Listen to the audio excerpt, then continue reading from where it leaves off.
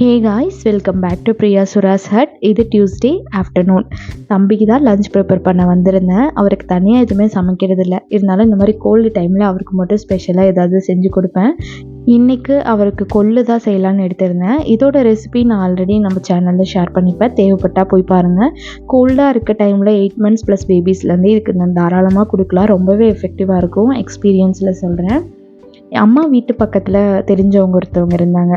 அவங்க பொண்ணுக்கு வந்து மேரேஜ் ஆகிருந்துச்சு. அப்போ வந்து அவங்க இன்லாஸ் பற்றி ரொம்ப வருத்தப்பட்டு ஒரு விஷயம் பேசிகிட்டு இருக்கப்போ ஒன்று சொன்னாங்க.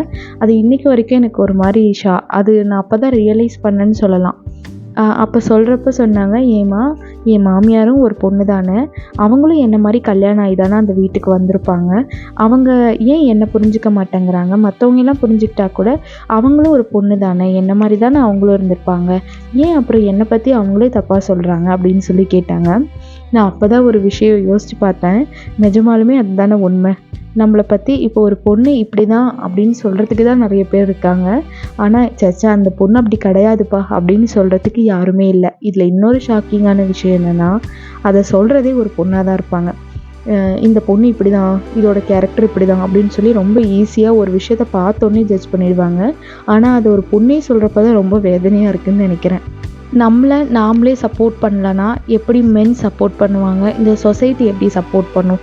இதை நிறைய கேர்ள்ஸ் யோசிக்கிறதே இல்லை. மேபி இதுக்கு மேலே யோசிப்பாங்களா என்னன்னு தெரியல. நம்ம ஜென்ரேஷன் அப்படி இருக்கக்கூடாதுன்னு தான் நான் ஆசைப்பட்றேன். இந்த டைம் வந்து திருச்செந்தூர் போகலான்னு பிளான் பண்ணிகிட்ருக்கோம். அதுக்கான ப்ரிப்ரேஷன் அப்படியே சைடில் ஆரம்பித்தாச்சு. ட்ரெயின் வந்து புக் பண்ணியாச்சு. லாஸ்ட் டைம் போகும்போது தம்பிக்கு வந்து 11 months. அப்போ வந்து தம்பிக்கு பிரெஸ்ட் ஃபீட் வேறு பண்ணிக்கிட்டு இருந்தேன். அவருக்கு வந்து துலாபாரம் கொடுக்கலாம் அப்படின்னு சொல்லி தான் அவரோட எடைக்கெடை வந்து வெல்லம் கொடுத்துருந்தோம். ஒருத்தரை நம்பி அவங்க வந்து சாமியை நாங்கள் காட்டுறோம், கை குழந்தைய வச்சுட்டு கஷ்டப்படாதீங்க அப்படின்னு சொல்லி, முடியாதுன்னு சொல்லியிருந்தாங்கன்னா கூட, இல்லை வரலன்னு சொல்லியிருந்தா நம்ம வேலையை நம்ம பார்த்துருப்போம். ஆனால் வரேன்னு சொல்லி 10 மணிக்கு வெளியில் வந்து அதுக்கப்புறமேட்டு 3 மணி வரைக்கும் கை குழந்தைய வச்சுட்டு வெளியவே சுற்றிக்கிட்டு இருந்தேன். ரொம்பவே ஃபஸ்ட்டான எக்ஸ்பீரியன்ஸு. இந்த டைம் அந்த மாதிரி இல்லாமல் முருகனை நம்பி தான் போகணும் அப்படின்னு சொல்லி முடிவு பண்ணி கிளம்பியாச்சு. ஐ ஹோப் நாம் ஒருத்தர்கிட்ட ஒரு விஷயத்தை எதிர்பார்க்குறோன்னா ஃபஸ்ட்டு நாம் அதை கொடுக்கணும்.